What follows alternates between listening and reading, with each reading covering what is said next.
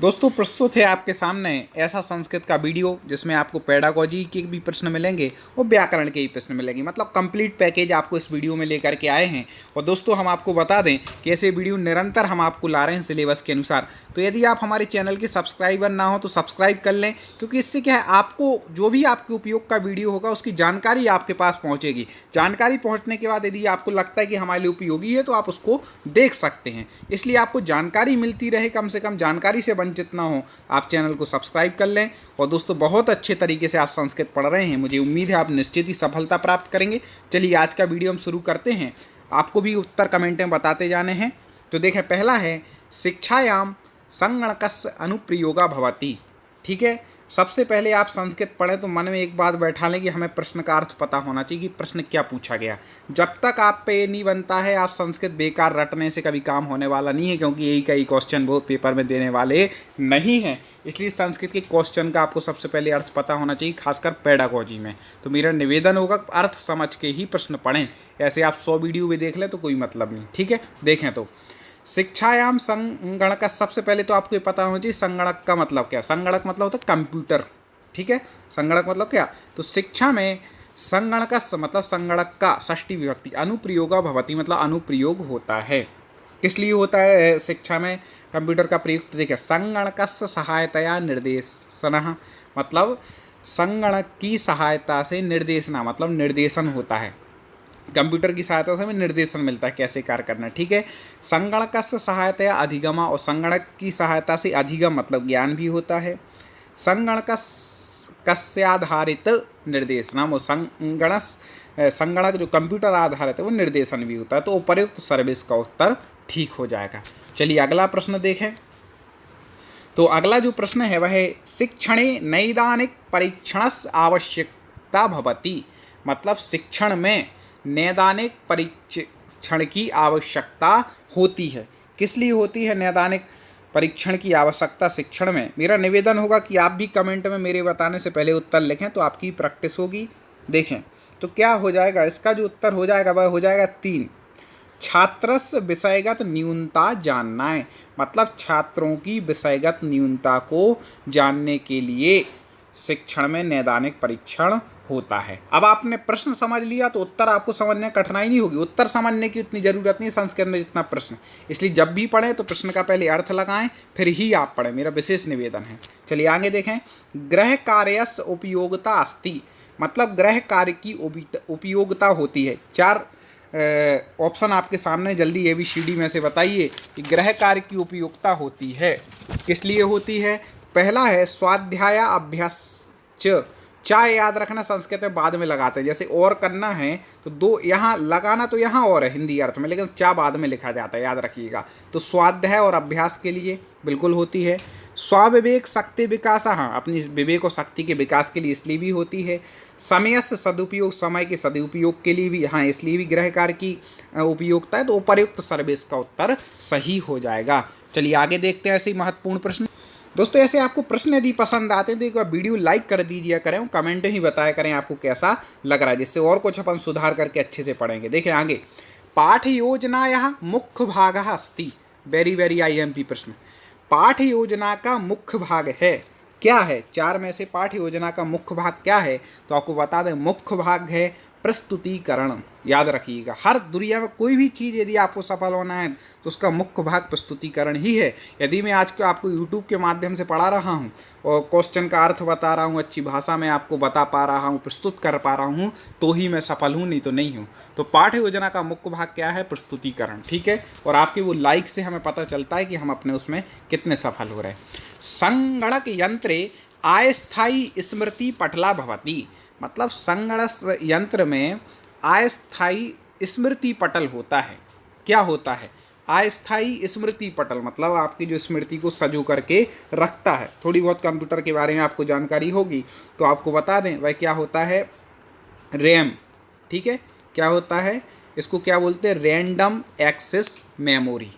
ठीक है, ये क्या आपकी जो कोई भी आपका जो डाटा होता है तो उसको रखता है, तो इसीलिए यहाँ पर ये पूछा गया। आगे देखें, शिक्षकस्य घनिष्ठ मित्रम भवति। Very very very IMP। शिक्षक का घनिष्ठ मित्र होता है। अब तो भैया ये चूक मत जाना, मैं चाहे रुक जा रहा हूँ, लेकिन कमेंट में पहले आप उत्तर लिख दें। देखें तो आपने अभी तक कितनी पढ़ाई की, हमारे इतने वीडियो आपने देखे हैं, और ना देखे हो तो देख लीजिएगा। तो शिक्षक का जो अभिन्न मित्र है भाई क्या है, श्याम पट्टा। याद रखिएगा, रट लें इनको, ठीक है। जिस पे हम ज़्यादा जोड़ दें समझ लो परीक्षा में आने की संभावना है। मौन वाचनस उद्देश्यानि सन्ति, मतलब मौन वाचन के उद्देश्य हैं। कौन कौन से मौन वाचन के यहाँ पर उद्देश्य हैं वो आपको बतलाना है। तो आपको बता दें कि मौन वाचन का जो उद्देश्य यहाँ पर है वह अतिरिक्त समयस्य दुरुपयोग करणम, ठीक है। अब पहला यहाँ उद्देश्य देखा, पहले इसको समझो, देखो आंसर को। स्वाध्याय से प्रवृत्ति विकसित करणम, ठीक है, एक तो ये है। छात्रेषु चिंतन शक्ति मन शक्ति विकास करणम, ये भी है। छात्राणाम दुष्ट पाठनम प्रोत्साहित करना, मतलब छात्रों को दुष्ट पाठन के लिए प्रोत्साहित करना। अब आप सोचो, यहाँ पर लिखा है मौन वाचस उद्देश्यानि सन्ति, तो आपको कुछ यहाँ गड़बड़ लगा कि नहीं? आप प्रश्न नहीं समझोगे तो कैसे गड़बड़ समझ पाओगे? देखो मैंने देख ली, मैंने इन प्रश्नों को पहले नहीं देखा, यहाँ समझ गए, यहाँ ये होना था ना संति होना था, मतलब नहीं है। तो अतिरिक्त समय से दुरुपयोग करणम, मतलब दुरुपयोग करना, ये नहीं है, बाकी तो हैं। तो ये प्रश्न गलत है, यहाँ ना संति होना चाहिए। ऐसे आपको अर्थ लगाना आना चाहिए प्रश्न का, ठीक है। आगे देखें, प्रस्तावनात्मकम कौशलम प्रयुज्यते, मतलब प्रस्तावनात्मक कौशल है, ठीक है। कि किस समय प्रयुज्यत होता है तो आपको बतलाना ABCD में से। तो इसका उत्तर हो जाएगा पाठ्यस्य आदौ, पाठ के आदि में, ठीक है। प्रस्तावना कहाँ होगी? पाठ के आदि में होगी, ठीक है, तो वहीं पर होता है। आगे देखें, चतुर्विध भाषा कौशलेषु अंतिमम कौशलम वर्तते, मतलब चतुर्विध भाषा कौशल में अंतिम कौशल कौन सा है? सबको पता है भाई, 4 कौशलों का आपको क्रम भी पता है, इतने बार बता भी चुके। तो अंतिम कौशल क्या है? लेखन, ठीक है, इस प्रकार से, ठीक है। पहले क्या है? श्रवणम, फिर वदनम, पठनम, लिखनम, इस प्रकार से 4 कौशल क्रम से होते हैं, ठीक है। उत्तर बताते जाइए आप कमेंट में। एक और निवेदन मैं करूंगा कि आपने सब्सक्राइब तो कर लिया होगा चैनल को, लेकिन आप प्लेलिस्ट में जाकर के संस्कृत के और वीडियो देखिए। अभ्यास बहुत ज़रूरी है मित्रों, ठीक है, तो आप और वीडियो ज़रूर देखें। आगे देखें, अधोलिखितेषु भाषा शिक्षणस्य सामान्य सिद्धान्तः नास्ति, मतलब अधोलिखित मतलब निम्नलिखित में से भाषा शिक्षण का सामान्य सिद्धांत नास्ति, मतलब ना अस्ति, मतलब नहीं है। कौन सा सामान्य सिद्धांत नहीं है भाषा शिक्षण का? जल्दी से बताइए कमेंट में उत्तर। तो आपको बता दें कि अभ्यासस्य सिद्धांतः, ये सिद्धांत अभ्यास सिद्धांत तो होना चाहिए भाषा शिक्षण का सामान्य सिद्धांत, ये तो उत्तर नहीं हो। क्रियाशीलता सिद्धांत ये भी होना चाहिए, तो नास्ति पूछ रहे। अनुकरण सिद्धांत ये तो होना चाहिए। तो कोपी ना, मतलब इनमें से कोई भी इसका उत्तर नहीं, क्योंकि तीनों सिद्धांत तो हैं और यहाँ पूछ रहे नहीं है वो पूछ रहा है, इसलिए कोपी ना मतलब कोई भी नहीं इनमें से। आगे देखें, मूल्यांकनस्य कति भेदा सन्ति, ये भी इंपॉर्टेंट क्वेश्चन है। मूल्यांकन के कितने भेद हैं? कति भेदा मतलब कितने भेद हैं मूल्यांकन के? तो आपको बता दें मूल्यांकन के कितने भेद हैं? 2 भेद। अब मैं चाहूँगा आपसे कुछ कि आप कमेंट में बताएं कि कौन कौन से 2 मूल्यांकन के भेद होते हैं, आपकी भी थोड़ी स्मृति को हम देखें। चलिए आगे देखें, पठन प्रकाराः कति सन्ति, मतलब पठन के कितने प्रकार हैं? पठन के प्रकार आपको बतलाना है। तो आपको बता दें, पठन प्रकार चत्वारः, मतलब 4 प्रकार हैं। पठन के कितने प्रकार हैं? 4। संस्कृत की गिनती भी आप याद कर लें जरूर, क्योंकि वो भी आपके लिए उपयोगी होगी। एक हम वीडियो बना चुके हैं संस्कृत की गिनती का, तो आप वो जरूर देख लीजिएगा। प्ले लिस्ट में आप संस्कृत की उसमें जाएंगे प्ले लिस्ट में, तो आपको वीडियो सारे मिल जाएंगे। अब देखें, सस्वर वाचनम भवति, मतलब सस्वर वाचन होता है। जल्दी से बताइए किसमें होता है सस्वर वाचन? अब भाई देखो, नाटक तो सस्वर पढ़ेंगे नहीं, व्याकरण का पाठ तो होगा नहीं, गद्य पाठ तो होगा नहीं, पद्य पाठ है, ठीक है। परफेक्ट उत्तर चुनना पड़ता है हमें पेडागोजी में कभी भी। आगे व्याकरण के भी प्रश्न आने वाले हैं, व्याकरण भी देखना है कितनी बनती। आगे देखें, भाषण कौशलस आवश्यकता वर्तते, मतलब भाषण कौशल की आवश्यकता है। क्यों है भाई भाषण कौशल की आवश्यकता? तो आपको बता दें, पहला यहाँ पे लिखा विविध सभासु सक्रिय भागग्रहणाय, मतलब विभिन्न सभाओं में सक्रिय रूप से भाग लेना, मतलब ग्रहण करना। भाव व्यक्तीकरण, अपने भावों की अभिव्यक्ति करना, ठीक है, तो जरूरी होना चाहिए भाषण कौशल में। सम्यक उच्चारण सामर्थ्य संपादन, मतलब सम्यक अच्छी तरह से उच्चारण की सामर्थ्य का प्रवर्तन होना, तो ये सब कुछ सर्वा मतलब सभी ये भाषण कौशल के आवश्यकता हैं। ठीक है, इन सब में भाषण कौशल की आवश्यकता। और देखें, शिक्षायाः अंतिमम लक्ष्यम किम भवति, वेरी वेरी IMP, बताइए शिक्षा का अंतिम लक्ष्य क्या है। ठीक है, अब बताओ अंतिम लक्ष्य क्या है, बहुत जरूरी है, सबको पता होना चाहिए बिल्कुल। व्यवहारिक परिवर्तनम मतलब व्यवहार में परिवर्तन, यही शिक्षा का अंतिम लक्ष्य है। आप शिक्षा याद रखना, किताबी ज्ञान कितना ही कर लें, लेकिन व्यवहार में परिवर्तन आ रहा है तो व्यक्ति शिक्षित नहीं हो सकता। शिक्षित वही है जिसके व्यवहार में परिवर्तन है। चलिए आगे और देखते हैं ऐसी महत्वपूर्ण। अब देखिए, आप लोग सोच रहे होंगे डायरेक्ट 26वां आ गया 15 से। 10 क्वेश्चन वो थे, 5 गद्य के 5 पद्य के। कुछ हम गद्य पद्य आपको पहले हल करा चुके हैं, वीडियो देख लें क्योंकि उनमें आपको समय ज़्यादा लगेगा, लेकिन गद्य पद्य हल करना भी सीखना है। अलग से हम उसके लिए आपको वीडियो लाते रहेंगे। ठीक है, तो उसमें हम सिखाएंगे। अब देखें, लड़की तो पराई संपत्ति होती है, व्याकरण के प्रश्न शुरू हो गए। उपर्युक्त वाक्य से शुद्ध संस्कृतानुवादा स्याद। ठीक है, लड़की तो पराई संपत्ति होती है। अब बताएं, इसका संस्कृत में अनुवाद करना है, तो संस्कृत में जो इसका अनुवाद हो जाएगा वह हो जाएगा, देखो एक मतलब वो है, समझ लो जिसको अपन लोकोक्ति मतलब वो कहते हैं ना, वही अर्थो ही कन्या परकीय एव। ठीक है, अर्थो ही कन्या परकीय एव। किसी को ये पता हो कि किसकी सूक्ति है तो वो ही बता सकते हैं। ठीक है, सही बात बताऊं तो मुझे भी पता है, लेकिन मुझे अभी नाम याद नहीं आ रहा, क्योंकि मैंने पढ़ी है, मैंने संस्कृत साहित्य से शास्त्री की है तो मैंने ये पढ़ा है, लेकिन अभी मुझे बिल्कुल दिमाग पर टच नहीं हो रहा, कभी ऐसा हो जाता है। आगे देखें, शिव की महिमा कौन नहीं जानता। उपर्युक्त वाक्य से संस्कृतानुवादम कुरुत, मतलब उपर्युक्त बात का संस्कृत अनुवाद कीजिए। शिव की महिमा कौन नहीं जानता। चलिए, एक मन में वीडियो आया, आगे हम वीडियो लाएंगे कि हिंदी वाक्य को संस्कृत में कैसे अनुवाद करें, ट्रिक से बिल्कुल सरल भाषा में आपको समझाएंगे, वो भी जरूरी है। तो आपको बता दें कि इसका जो होगा शिव की, तो इसमें षष्ठी विभक्ति आ गया, तो शिवस्य। महिमा मतलब महिमानम मतलब महिमा को, कौन मतलब को, नहीं जानता ना जानाती, तो इसका ये आंसर बिल्कुल सही हो जाएगा कि शिवस्य। पहले तो शिव की, तो आप देख लें की का के की षष्ठी में आता है, तो सबसे पहले तो यही देख लें कि इसमें लिखा है शिवस्य, वैसे 3 में लिखा। फिर इस प्रकार द्वितीय होनी चाहिए कर्म में, फिर का को कहते हैं, और ना जानता तो जानासी में तो तुम के साथ आता है।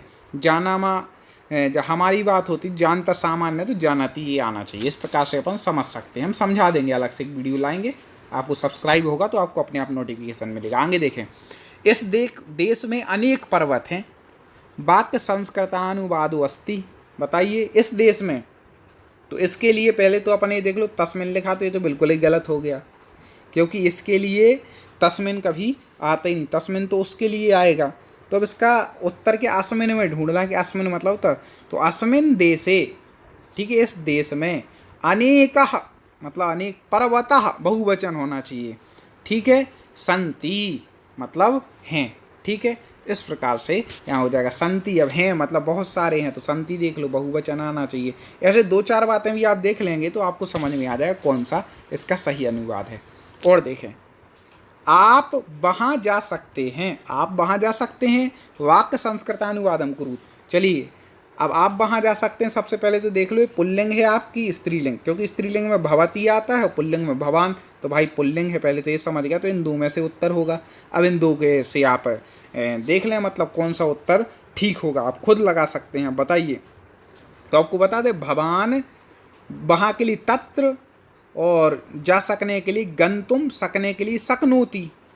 ठीक है, तो एक व्यक्ति है तो भवान तत्र गंतुम शक्नोति आए, शक्नुवंती नहीं होगा क्योंकि एक व्यक्ति है वहाँ पर, आप लोग नहीं है बहुत सारे। ठीक है, तो इसका बी 2 नंबर उत्तर ठीक हो जाएगा। आगे देखें, दघ्नः नवनीतम प्रभवती रेखांकित पदे विभक्ति अस्ति। ठीक है, दधनहा में नवनीत मतलब दूध से नवनीत निकलता है, इसमें रेखांकित पद क्या है, दघना, इसमें कौन सी विभक्ति है, तो इसमें आपको बता दें, आपको शब्द रूप में कठिनाई होगी ये भी आपने ना पढ़े हों, तो इसमें जो है पंचमी विभक्ति है। कौन सी है, पंचमी। और देखें, बगीचे में 5 पेड़ हैं, उपर्युक्त वाक्य संस्कृतानुवादम करोतु, तो बगीचे में पंचमी तो पहले ही आना चाहिए यहाँ पर, तो उद्यानेषु क्या आ जाएगा, उद्यानेषु। अब उद्यानेषु क्योंकि बगीचे कितने हैं भाई, बगीचे बहुत सारे हैं कि पेड़ बहुत सारे हैं, पेड़ हैं ज़्यादा, बगीचा तो एक ही है। इसलिए ये उद्यानेषु जो पहला लिखा है तो गलत हो ही जाएगा, पहले ही अपन ने शब्द देख कर लिया। अब देखें उद्यानेषु इसमें है तो ये भी गलत, उद्यानेषु इसमें है तो ये भी गलत, उद्याने आना चाहिए। क्या आना चाहिए? उद्याने, मतलब बगीचे में, बगीचों में नहीं है, बगीचे में है तो ये तो सीधा एक ही में लिखा, तो आप समझ सकते हैं। पेड़ पंच, अब कितने ज़्यादा हैं तो वृक्ष नहीं वृक्षा, क्योंकि 5 पेड़ हैं, संति बहुवचन। तो इस प्रकार से आप समझ सकते हैं। ठीक है, आगे देखें। आगे जो है अधस्तैन युग्मानाम समीचीनाम तालिकाम चुनो। आपको समीचीन तालिका यहाँ पर चुननी है। कौन सही तालिका है? तो आपको बता दें कि इसमें हमें क्या करना है, जोड़ी मिलाना है। तो जोड़ी को मिला लेते हैं भाई। चलिए शुरुआत करते हैं। सबसे पहले लिखा है रत्नावली। तो रत्नावली जो क्या बोलते हैं ग्रंथ है भाई, किसकी रचना है? तो हर्षवर्धना, मतलब हर्षवर्धन की। ठीक है, पहले का हो जाएगा सेकंड। दूसरा है बैणी संहारम। बैणी संहार किसकी है? तो ये हाँ भट्ट नारायण जी की। ठीक है। तीसरा है वालचरितम। ये तो भाई पता ही होना चाहिए कि बालचरित जो है किसकी रचना है, तो भास की। फिर है बुद्ध चरितम, फेमस है अश्व घोष जी की। तो इस प्रकार से इसका पहले ही उत्तर ही ठीक हो जाएगा। ठीक है, इस प्रकार से आप इसको याद रख लीजिए जोड़ी को। आगे बढ़ते हैं ऐसे ही प्रश्न लेकर। दोस्तों समझ में तो आ रहा है ना? हाँ, हिंदी अर्थ बस समझते जाए क्वेश्चन का। मृक्षकटिकस्य ग्रंथे अंगिरसा अस्ति, मतलब कटिगम जो ग्रंथ है उसका अंगिरस कौन सा, उसका प्रमुख रस कौन सा है? मृक्षकटिगम। ठीक है, चलिए बताएं। तो मृक्षकटिगम का जो अंगी प्रमुख रस है वह श्रृंगार। कौन सा रस है? श्रृंगार। ठीक है, आगे देखें। अश्व घोषा कस्य धर्मस्य प्रचारार्थम काव्यानि अलिखत, मतलब अश्व घोष ने किस धर्म के प्रचार के लिए काव्य को लिखा? अलिखत मतलब लिखा, भूतकाल में। बताइए अश्व घोष जी ने कौन से ग्रंथों के प्रचार के लिए? तो बौद्ध धर्मस्य, मतलब बौद्ध धर्म के ग्रंथों का प्रचार। आगे देखें। महावीर चरित्र नाटके कस्य वर्णम मिलती, मतलब महावीर चरित्र नाटक में किसका वर्णन मिलता है? 4 ऑप्शन है, जल्दी से आपको उत्तर बतलाना है। तो महावीर चरित्र नाटक में राम का, याद रखिएगा, कई लोग कंफ्यूज हो जाते हैं, राम जी का वर्णन है। ठीक है, राम जी का चरित्र है। और देखें, महर्षि वेदव्यासा कति भी वर्षे महाभारतम कृतवान, मतलब महर्षि व्यास ने कितने वर्षों में महाभारत की रचना की? कितने वर्ष लगे उन्हें महाभारत लिखने में? तो आपको बता दें त्रिभी, मतलब 3 वर्षों द्वारा उस एक काम उन्होंने कर लिया। ठीक है, आगे देखें। क्षीयन्ते खारिस्थान भूषणानि सततम अत्र अवयवम वर्तते रिक्त स्थाने, इनमें से रिक्त स्थान में कौन सा अवयव होगा? ठीक है, अव्यय, सॉरी अवयव हो गया अव्यय, कभी कभी गड़बड़ हो जाता है। अति उत्साहिकता में आपको पढ़ाने के लिए बड़े उत्साहित हैं। क्षीयन्ते खालिस्तान भूषणानि सततम, अव्यय बताना है आपको। तो इसमें जो सही अव्यय हो जाएगा ABCD में से, या फिर 1 2 3 4 में, तो खलु मतलब निश्चय से। ठीक है, खलु मतलब क्या होता है? निश्चय से। आगे देखें। नमः इति अव्ययस्य योगे विभक्ति प्रयुज्यते, नमः के योग में कौन सी विभक्ति होती है?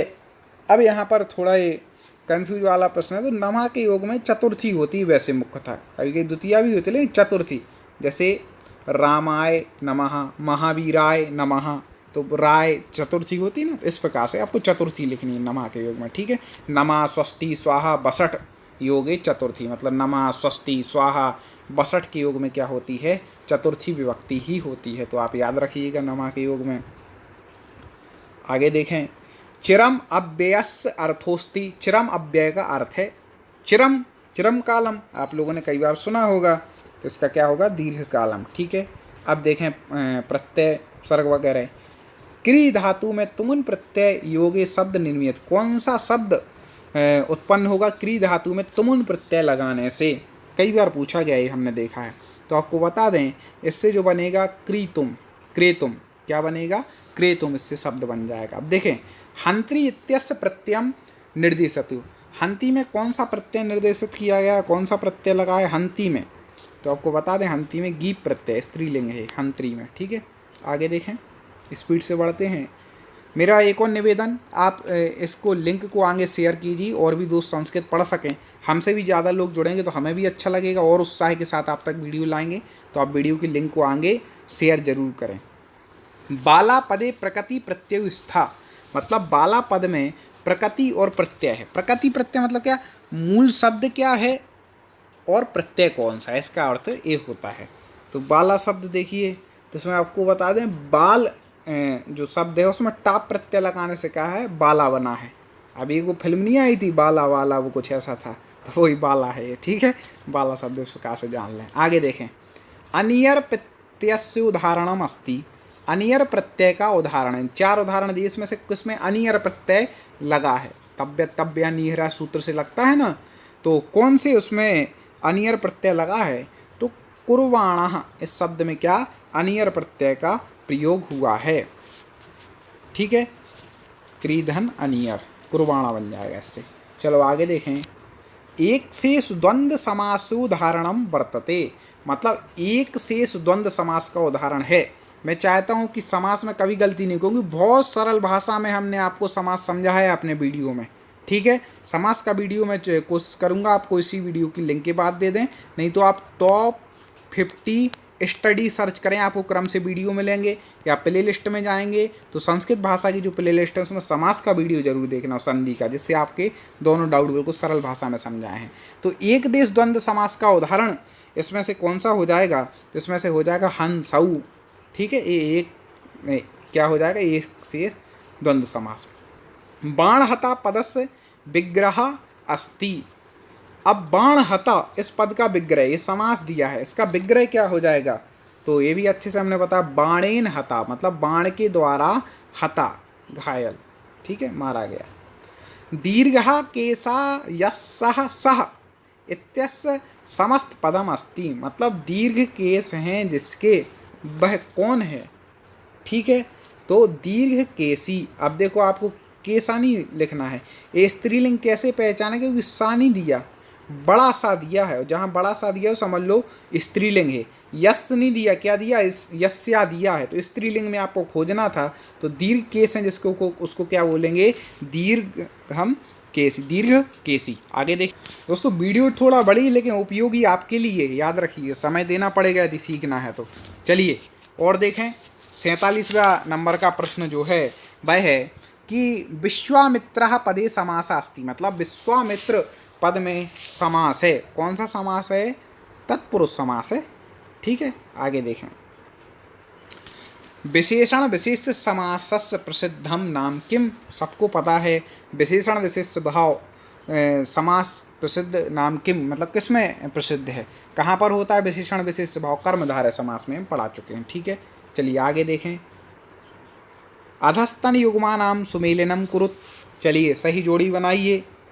तो इसकी जो सही जोड़ी बनेगी, पहला लिखा है अति हिमम, तो हिमस अत्यः, इसका संधि विच्छेद बनता है, तो इसमें जो अति शब्द पहला क्या अव्यय लिखा है, तो अव्ययी भाव समास इसमें हो जाएगा। अब देखें, मातृ समः, मतलब माता के समान, तो इसमें माता के, मतलब यहाँ पर संबंध तत्पुरुष, षष्ठी तत्पुरुष हो जाएगा, ठीक है। कुराजः, ठीक है, कुराजः, तो कुराजा मतलब कुत्सित राजा, यस्य सह कर्मधारय समास, बुरा है जो राजा। पितरऊ, माता च पिता च, द्वंद्व समास हो जाएगा, पितरऊ, ठीक है, माता च पिता च, पितरऊ। तो इस प्रकार से इसका सही जोड़ी बन जाएगा, और इसके हिसाब से इसके हिसाब से उत्तर ठीक हो जाएगा। चलिए आगे बढ़ते हैं, ऐसे आप याद भी करते जाएं दोस्तों, 1 से 2 बार वीडियो देख लें, कोई दिक्कत नहीं, आप अपनी एक प्ले लिस्ट बना लें, हमारे वीडियो को आप उसमें सेव कर लें, पेपर से पहले देख लीजिएगा। आगे देखें, प्रत्यक्षम पदस्य समास विग्रह स्यात्, प्रत्यक्ष पद में समास विग्रह होगा, ठीक है। सरल, इसकी हमने ट्रिक भी आपको बताई थी अव्ययी भाव समास की, कि कैसे उसको हमें पहचानना है। तो प्रतिगतः अक्षम, ठीक है, इति प्रत्यक्षम, प्रतिगतः अक्षम। आगे देखें, अब आगे हम सभी लोग बढ़ते हैं। तो मृगेंद्र इत्यस्य संधि विग्रह अस्ति, हमने बताया था कभी एक मात्रा चढ़ी हो तो आप वो गुण संधि लगाना, उसके हिसाब से आप वो कर लें, क्या बोलते हैं, संधि विच्छेद कर लें। तो मृगः धन इंद्र जहाँ पर लिखा हो वहाँ पर आप देख सकते हैं कि कहाँ पर लिखा है, वही उत्तर आपका ठीक हो जाएगा, ठीक है। तो 51 प्रश्न का मृगः धन इंद्रः, मृग धन इंद्रा तो मृगेंद्र, ए मृग धन इंद्रा मृगेंद्र, ये उत्तर ठीक हो जाएगा। आगे देखें, पावकः इत्यस संधि सूत्र, हमने दे बताया था कि एक भी जब मात्रा नहीं लगी 3 अक्षरों तो अधिकतर कौन सी संधि होती है, वह संधि होती है अयादि स्वर संधि। तो अब ये किस सूत्र से हुई है, उसका विधायक सूत्र तो एचो यावा याभा, ठीक है, एचो यावा यावा सूत्र से क्या अयादि संधि हुई है, ठीक है। पोधन अक्तो, पौधन अक्तो पावक बन गया। उपरि धन आगतम, अत्र संधि रूपम अस्ति, उपरि धन आगतम इसका संधि रूप क्या होगा, तो उपरियागतम, ठीक है, उपरियागतम ये यण संधि हो जाएगी। कौन सी संधि हो जाएगी, यण संधि। आगे देखें, अधोलिखितेषु यण संधि उदाहरणम अस्ति, निम्नलिखित में से यण संधि का उदाहरण है, चलिए बताइए जल्दी से। तो यदि धन अपि यद्यपि, ये कौन सी संधि का उदाहरण है, यण संधि का। यदि धन अपि कई बार पूछा गया, ठीक है, याद रख लीजिएगा। बहुत अच्छे से हम संधि पढ़ा चुके हैं, आपको बड़ी सरल भाषा में पढ़ाया है, कहीं उसमें शिकायत हो ही नहीं सकती। हाँ, आप वीडियो ना देखा हो तो वो आपकी गलती है, चैनल पे जाके प्ले लिस्ट में जाएं देखें। हीनः धन अपि इत्यस्य संधि अस्ति, हीनः धन अपि, हमने आपको पूर्व रूप पर रूप संधि भी पढ़ाई थी, अलग से वीडियो बनाया था उसका, तो क्या हो जाएगा, हीनोपि, पूर्व रूप संधि होगी। हीना धन अपि हीनोपि पूर्व रूप संधि, याद रखिएगा, हम पढ़ा चुके हैं। जैसे आ है साइलेंट वाला या सचिन, ठीक है, तो ये पूर्व रूप संधि होती है, ये भी पढ़ा चुके। हन धातु लोट लकार अन्य पुरुष बहुवचने रूपम अस्ति, मतलब हन धातु के लोट लकार के अन्य पुरुष, प्रथम पुरुष को ही अन्य पुरुष कहते, याद रखिएगा, बहुवचन का रूप हो जाएगा।